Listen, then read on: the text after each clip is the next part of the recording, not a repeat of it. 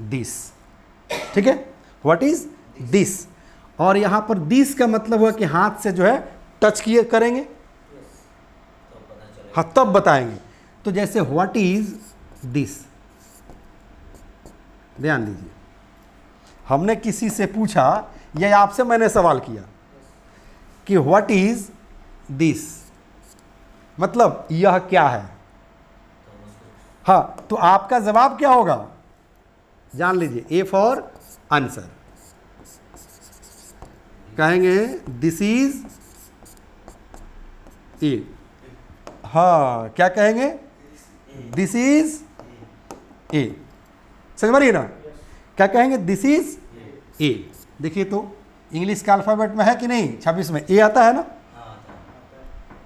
तो अब सब पर हम क्वेश्चन नहीं बनाएंगे, हम अब डायरेक्ट जो है कोशिश करेंगे, क्योंकि ये तो रिटर्न होने लगेगा ना, ये रिटर्न होने लगेगा, हमें रिटर्न नहीं पढ़ाना है।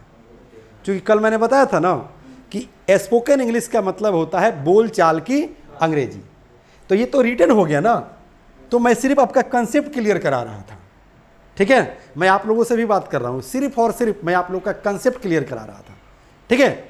जब बोलना है तो लिखना नहीं है, कोई दिक्कत।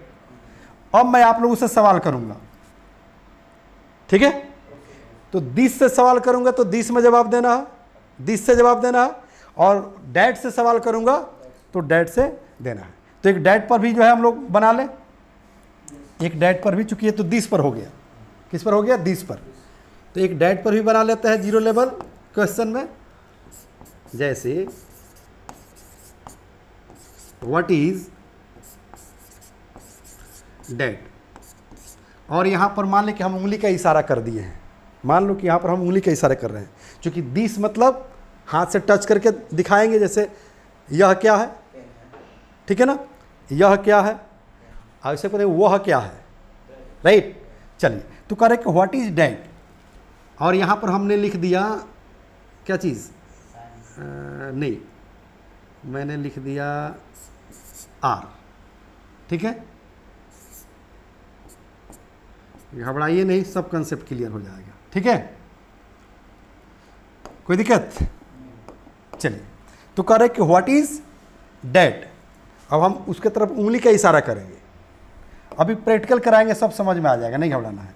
तो इसका आंसर कैसे देंगे, क्योंकि यहाँ पर डैट का यूज़ किए हैं, तो इसका आंसर हम डैट से शुरू करेंगे। कैसे करेंगे, हाँ, क्योंकि हम दूरी के चीज़ों के बारे में पूछ रहे हैं, तो कहेंगे डैट इज, हाँ नहीं, हाँ डैट इज, हाँ डैट इज आर, समझ में रही है, डैट इज आर, कोई दिक्कत, कंसेप्ट समझ में आ गया, आ गया ना।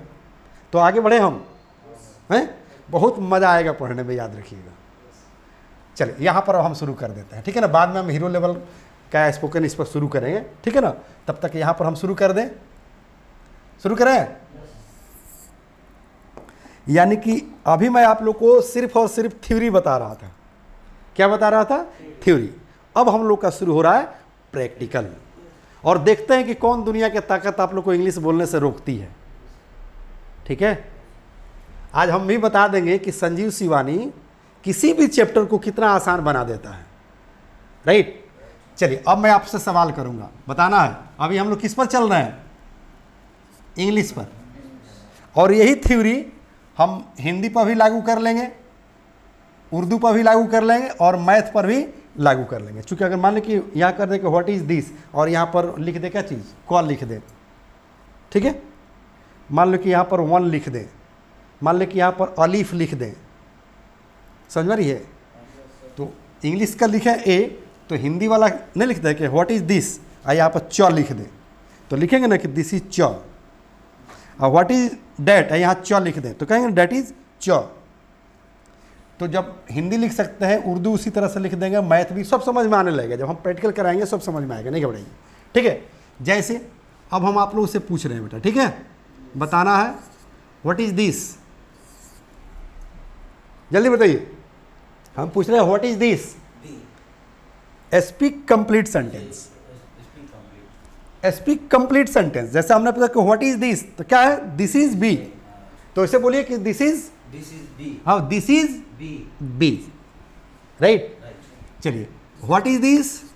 The first step towards achieving your dreams is having the right coach. Get the best education with English Plus by Sanjeev Sivaneer and make your spoken English dreams come true.